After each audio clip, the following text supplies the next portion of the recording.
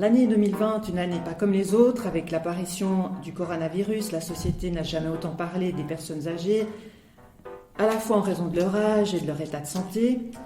L'âge et le vieillissement souffrent d'associations dévalorisantes qui peuvent générer de la stigmatisation et de la discrimination. Ces représentations sociales péjoratives sont en décalage avec la réalité que vivent la plupart des plus de 65 ans actifs au sein de la société. Les seniors dans la société, nous évoquons le sujet avec Brigitte Brun. Brigitte Brun, vous êtes déléguée aux personnes âgées et à la promotion de la santé à la ville de Neuchâtel. Alors, j'ai utilisé le mot senior. Quelle est la différence entre un retraité et un senior ? Alors bonjour, oui, c'est toujours un défi de nommer la partie de la population plus âgée que les autres, on va dire. C'est vrai que le terme retraité était souvent utilisé, senior, aîné, personnes âgées. Eux-mêmes, parfois, j'ai entendu qu'ils s'appelaient entre eux les vieux. Donc c'est vrai que c'est toujours un peu compliqué et c'est une population qui est tellement diversifiée et que finalement c'est pas possible de la classer en un seul mot. Qu'est-ce qui différencie, caractérise le retraité d'aujourd'hui de celui de hier ? Alors, avec l'évolution démographique, c'est vrai qu'il y a l'âge à partir de 65 ans et plus, ces années ont tendance à devenir plus nombreuses. Avant, on disait qu'après l'âge de la retraite, on vivait encore une dizaine d'années. Maintenant, ça peut être passé 30 ans. Donc, on se retrouve avec une population qui a presque 30 ans de différence en elle-même. Donc, ça crée des sacrés défis et des sacrées différences entre personnes. Alors, vous l'avez dit, c'est une question d'évolution démographique.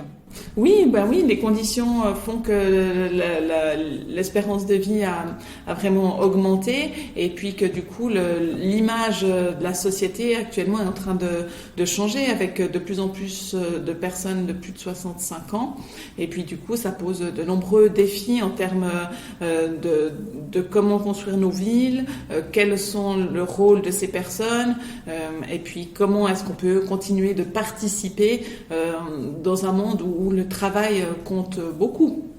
Alors, je l'entends, ce qui différencie retraités, seniors, personnes âgées. Alors il y a l'âge.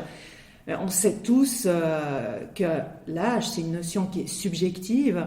Il y a l'âge physique et l'âge psychologique. Oui, alors tout à fait. C'est vrai qu'on a tendance à classer les gens selon leur âge et puis qu'il y a des grosses différences et qu'il y a aussi beaucoup de personnes très actives dans la partie de la population plus âgée et puis qui apportent aussi beaucoup pour notre société. Alors vous parlez de société, comment valoriser les compétences des seniors ? Je crois que cette crise Covid a montré aussi l'importance des seniors dans notre société et puis le rôle qu'ils jouaient. Ils sont partout. Ce sont c'est le premier mode de garde des enfants en Suisse, les grands-parents. Il y a beaucoup de seniors qui sont actifs dans des associations, même au point de vue politique, dans des clubs sportifs. Et puis c'est vrai que ça a posé des défis. Par exemple, la période de mars l'année dernière où les personnes âgées de plus de 65 ans ne pouvaient plus sortir de chez elles, il y a beaucoup de ces personnes qui étaient bénévoles dans des associations et du coup les associations se sont retrouvées sans bénévoles. Bien vieillir, ça passerait par une forme d'engagement, de participation volontaire, de bénévolat ? Alors, dans le bien vieillir, tout l'aspect social est très important. Et puis, c'est vrai que c'est des choses qui, malheureusement, au fil de l'âge, tout ce qui est contacts sociaux, ont tendance à diminuer. D'une part, parce que les personnes qui ont le même âge que des gens très âgés tombent malades et décèdent. Donc, c'est vrai que le réseau social se raréfie. Et du coup, c'est vraiment très important de pouvoir garder ce tissu social et puis de pouvoir l'entretenir, notamment aussi par des relations intergénérationnelles. J'ai par exemple une aînée qui a eu la chance de soutenir une jeune qui était en apprentissage, qui avait des difficultés. Et puis tout le long de ces années d'apprentissage, elle l'a vraiment soutenue. On la voyait une fois par semaine, en l'aidant dans ses devoirs, en l'encourageant, en lui disant « Oh, mais comme t'es bien habillée aujourd'hui, ça fait plaisir ». Et puis vraiment, voilà, la motiver à poursuivre son apprentissage. Et puis elle m'a dit que quand cette jeune avait reçu son diplôme, elle s'était sentie tellement bien. La personne âgée, elle s'était dit mais c'était comme si c'était moi qui recevais mon diplôme aujourd'hui. Et puis ça, je trouve que c'est quelque chose de très, très encourageant.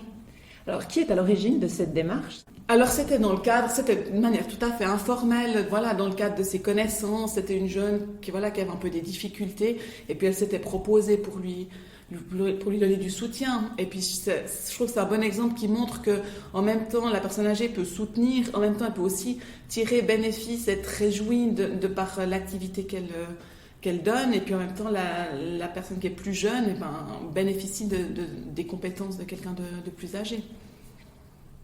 Chacun a quelque chose à apporter à la société, et de ça la société s'en rend renforcée.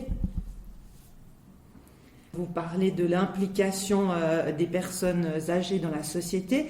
À qui revient ce rôle de les impliquer ? C'est la personne elle-même qui doit faire cette démarche, ou c'est les collectivités, les associations qui doivent le faire ? Alors je pense que ça peut aller de différents côtés, et je pense que la personne elle-même peut se poser des questions à savoir quel rôle elle a envie de jouer dans cette société et vers quoi elle a envie de s'engager. Ça, je pense que c'est très important, de pas juste se dire oh, de toute façon je suis vieille et je sers plus à rien entre guillemets. Enfin, je crois que vraiment cette population est vraiment la population la plus compétente et puis la plus expérimentée finalement de toute notre société. Donc elle a beaucoup de choses à apporter dans tous les domaines, que ce soit du savoir-faire, que ce soit du savoir-être. On a vu aussi que face à cette pandémie, la population âgée réagit mieux que les jeunes. Donc, c'est-à-dire qu'elles ont des compétences et puis un savoir-vivre, un vécu qui fait que l'adaptation est peut-être plus facile qu'à d'autres âges de la vie. Donc voilà, je pense que les personnes elles-mêmes peuvent choisir de s'impliquer, et puis la société peut faire mieux pour les inclure au mieux, pour qu'elles puissent faire ce dont elles ont envie. Alors comment les inclure au mieux ? Alors il y a beaucoup d'associations qui recrutent et puis qui proposent différents services. Il y a tout ce qui est le domaine de la formation qui est très très important. Par exemple à Neuchâtel, il y a l'université du 3e âge où il y a des conférences où les gens peuvent apprendre des choses sur ce qui les intéresse, ou peuvent partager des choses. Et puis je pense qu'il y a aussi tout le travail de développement de vie de quartier qui est très important. Plus on est âgé, plus on a envie de rester près de chez soi, et plus on reste près de chez soi, plus on a envie de s'impliquer dans le quartier. Et je pense que ça peut être vraiment quelque chose qui est bénéfique pour toute la population, que les liens de quartier se renforcent. Alors, tout le monde ne vieillit pas de la même façon. Il y a des personnes en moins bonne santé, qui n'auront peut-être pas une perception positive d'elles-mêmes. Comment peuvent-elles changer leur état d'esprit ? Qu'est-ce qui peut les aider dans cette démarche ?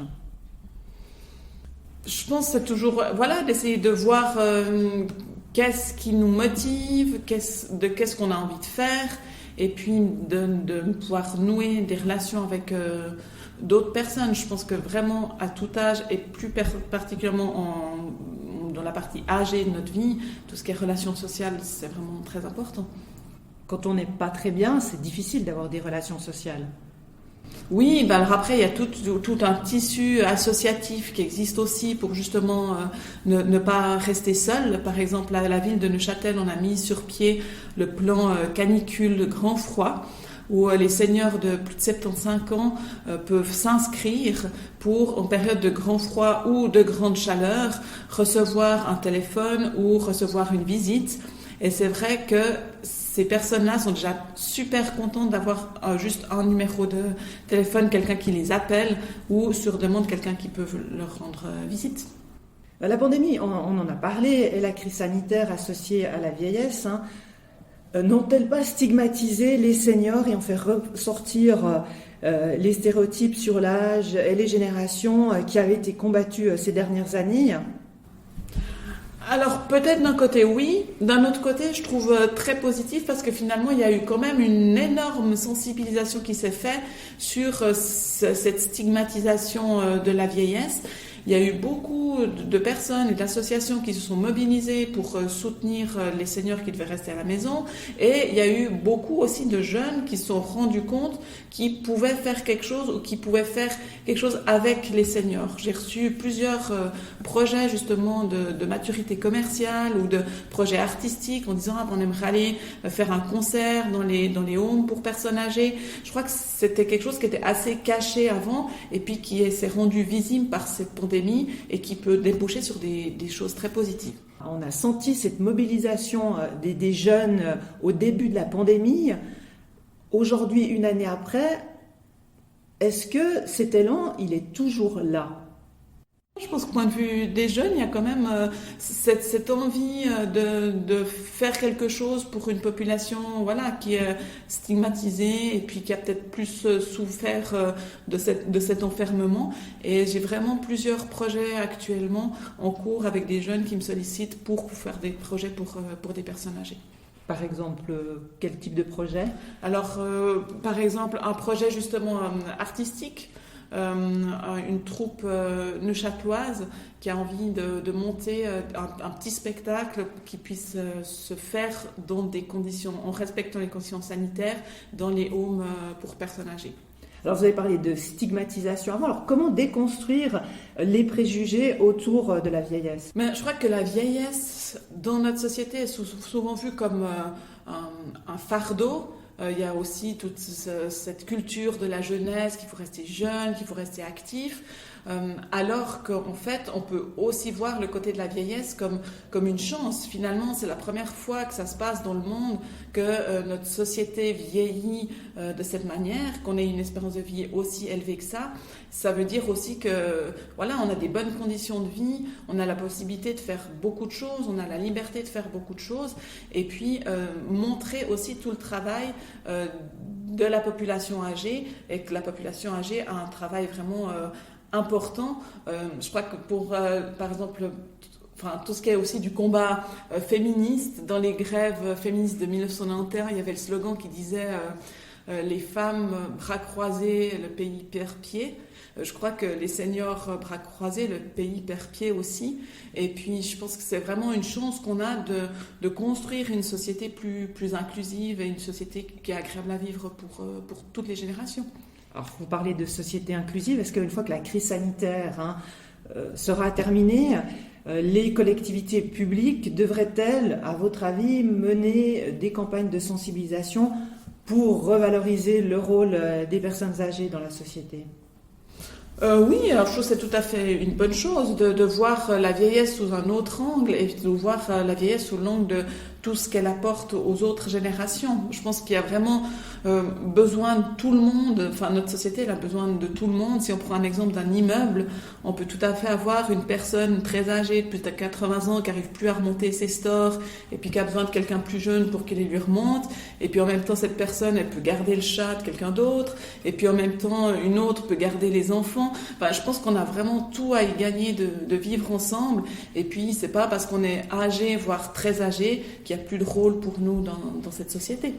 Alors, on va peut-être finir sur cette phrase positive, encourageante. On a tous à y gagner de vivre ensemble.